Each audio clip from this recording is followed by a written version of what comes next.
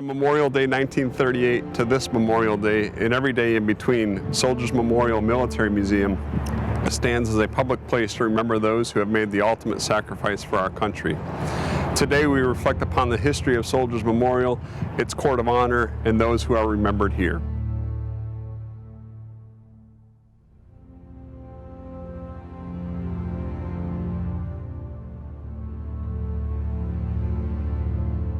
Hello, my name is John Ermel. I'm a volunteer at Soldiers Memorial Military Museum.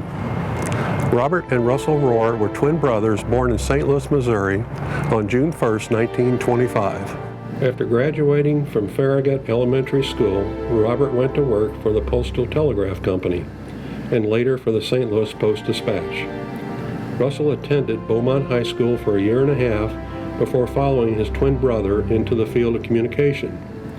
He worked for Western Union Telegraph and later for the St. Louis Star-Times.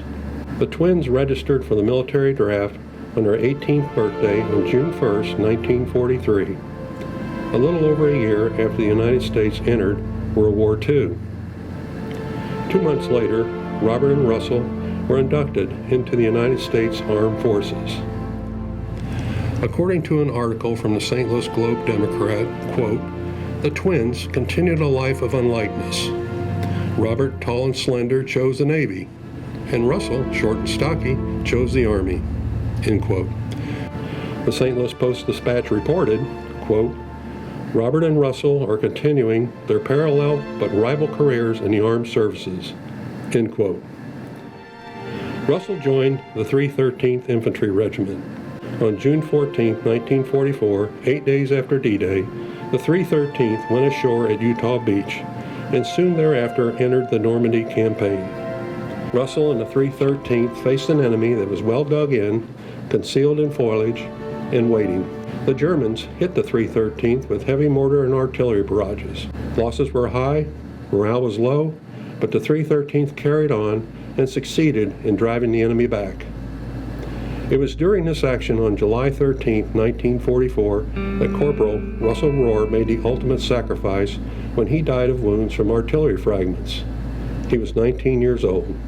On December 18, 1943, Robert Rohr was assigned to the destroyer USS Morrison, equipped with radar to protect from surprise enemy attacks.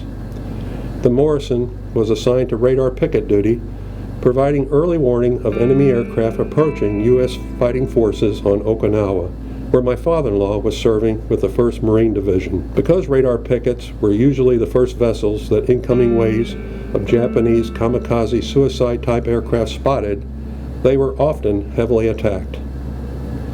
At 8:25 a.m. on May 4, 1945, an enemy kamikaze aircraft approached the USS Morrison and deliberately crashed into the bridge of the destroyer.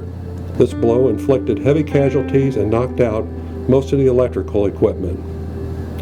Despite the Morrison's heavy anti-aircraft fire, the next 3 kamikaze biplanes also crashed into the damaged U.S. ship. With the 4th hit, the Morrison began to take on water and tilted to the starboard side. After 2 almost simultaneous explosions, the bow of the destroyer lifted in the air, and by 8:40 a.m., the Morrison had plunged beneath the surface of the sea in the Ryukyu Island area. The ship sank so quickly that a total of 150 personnel were lost, almost half of the crew. Sadly, one of the lost crew members was Seaman First Class Robert Rohr, who had not yet turned 20. 1 year later, in May 1946, Robert Rohr's status was changed from missing in action to presumed killed in action. Russell Rohr was laid to rest at Gradeside Services at Memorial Park Cemetery in Jennings, Missouri on May 25, 1948. His twin brother, Robert's remains were never recovered. Both their names are inscribed at Soldiers Memorial in their hometown of St. Louis, Missouri. Robert's name is also inscribed at the Court of the Missing in the National Memorial Cemetery of the Pacific in Honolulu, Hawaii. For over 80 years, Soldiers Memorial has served as a place of remembrance for those brave men and women who made the ultimate sacrifice in service to their country. Soldiers Memorial Military Museum continues to share the story of American military history through the lens of St. Louis. Your generous support aids us in our mission to honor military service members, veterans, and their families.